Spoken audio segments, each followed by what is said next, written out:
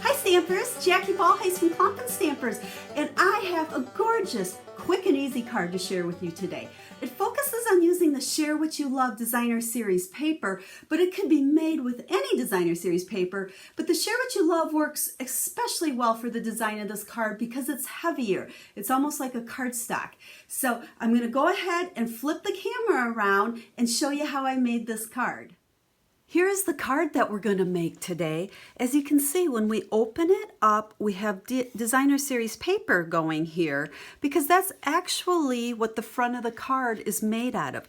The Share What You Love Designer Series paper is heavy. It's more like a cardstock weight, so it's perfect to use as really part of the card itself instead of a layer. So let's go ahead and let me show you how easy this card was to make. So I have a piece of Tranquil Tide here, and this is 5.5 by 4. And we're going to start out by just scoring it at 1 inch here, because this is going to be our little flap that's going to fold around to the front to hold that piece of Designer Series paper. So you can see when we fold it, that is what our card is going to be based on. And then our Designer Series paper is going to slide in there just like so to be our card front. Now this is cut at 4 by 5.5. Now that measurement may sound a little strange to you. It is. It's only 4 inches wide. Our card itself is going to end up being 4 by 5.5. Usually we go 4.25 by 5.5. But the reason I'm doing that is so that you can get more out of your pieces of Designer Series paper. Because this paper is 12 inches wide, when we cut it just at 4, we can get 3 strips across our paper. So I do that quite often. Nobody will ever know that this card is a 1/4 inch smaller than what we're used to, and it will still fit fine in our normal envelopes that we use. So it just lets you get make your DSP go a little bit further. So there is the base of our card. And then I have another piece here that is just 1 inch.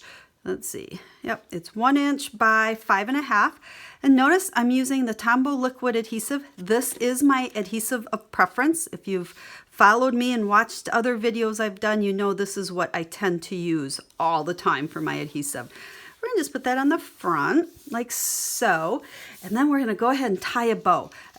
This is brand new ribbon. This, oh, what do they call this stuff? See, I don't even know the names of everything already. Polka dot something, or polka dot tulle ribbon.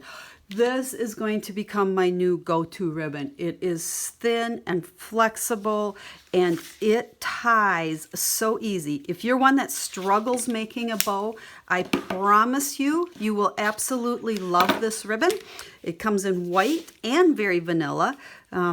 Anybody can tie a bow with this. I promise you that. So I'm going to go ahead and just tie a bow up here. We're going to wrap it around. I usually tie my bows upside down. I don't know, someone told me that one time, and it works. It makes my tails, I think, hang down instead of up. Then you just have to play with this ribbon a little bit because it tends to kind of get folded when you tie a bow. So then we're just going to take our scissors and we're going to trim them off at an angle. Okay. So there is our card base. Now for this, we are using the stamp set Detailed with Love. This is brand new in the new catalog, and I love the greetings in this. I can see me using this one a ton.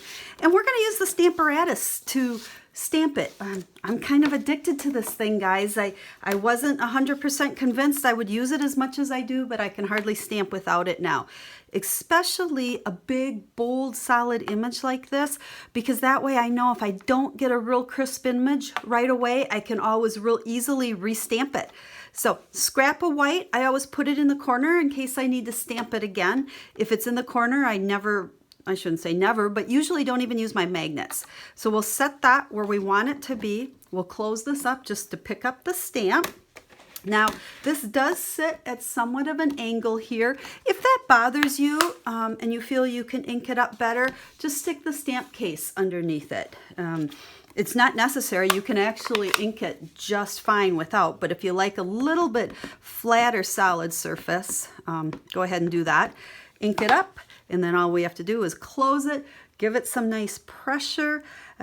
Like I said, a bigger stamp, a bolder stamp. What I love about this, instead of trying to hold a block and do it, it's just so much easier to stamp.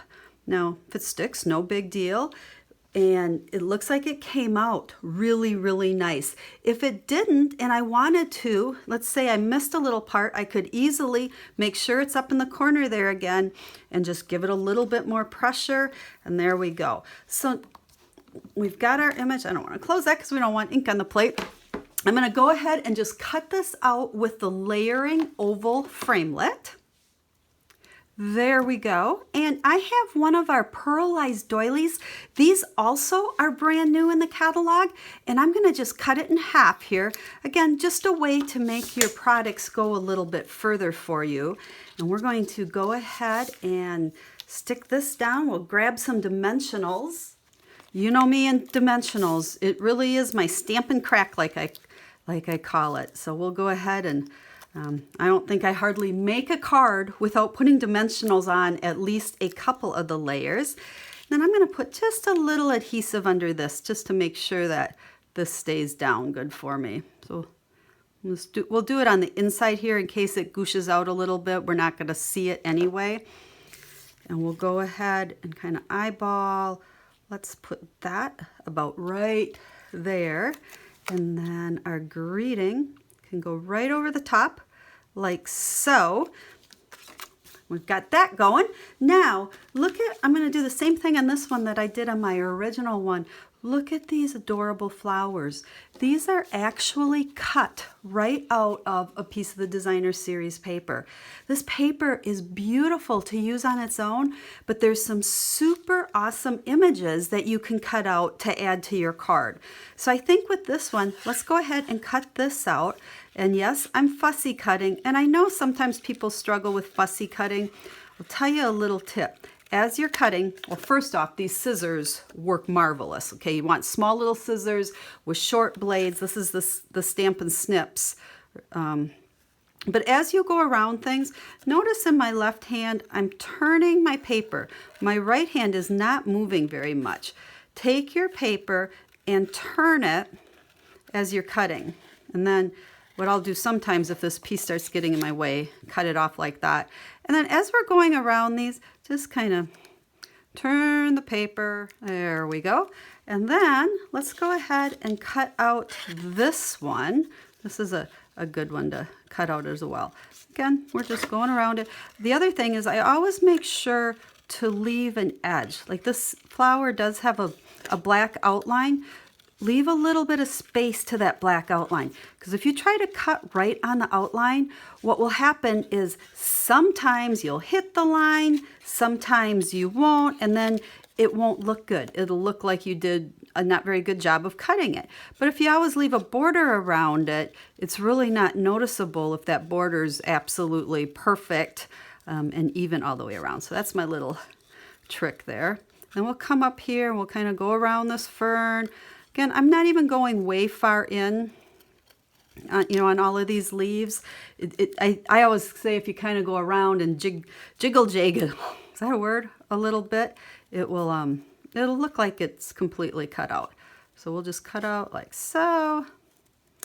There we go. That's that flower. So let's grab a dimensional on this, and I think we're going to put this one right there. So I want to make sure my dimensional is right here because I don't want it to pop up higher than this piece that I've already popped up.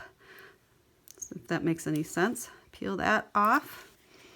And we'll stick that one right there. And then let's figure out our second one.